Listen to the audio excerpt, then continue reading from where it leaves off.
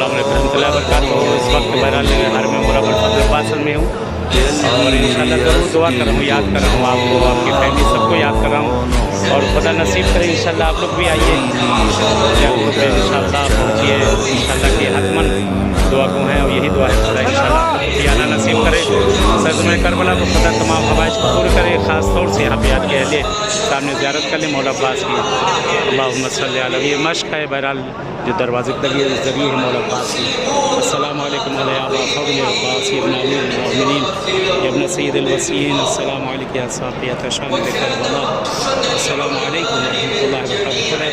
मौला अब्बास के सबसे तमाम ख्वाहिश को पूरी करे, तमाम मुश्किल तमाम परेशानी को दूर करे और जो हाजतें हैं खुदा इनायत करे इंशाअल्लाह। बहरहाल याद किया आपको, आपकी फैमिली को, सबको याद किया है, ख़ास कर आपके मरहूमीन के लिए और दुआ खुदा नसीब करे इसी बारगाह में इंशाअल्लाह आना, यही बारगाह मौला में मुलाकात हो आपसे इंशाअल्लाह।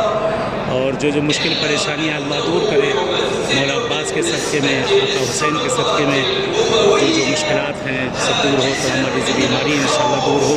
बहरहाल दुआ में याद रखिएगा, मैं भी सबको याद ही करो, दुआ कर रहा हूँ। नमाज का वक्त होने वाला है कि खुदा से यही दुआ है खुदा आपको भी नसीब करे, आपकी फैमिली को सबको इंशाअल्लाह आना इन सब बारगाहों में नसीब करे इंशाअल्लाह।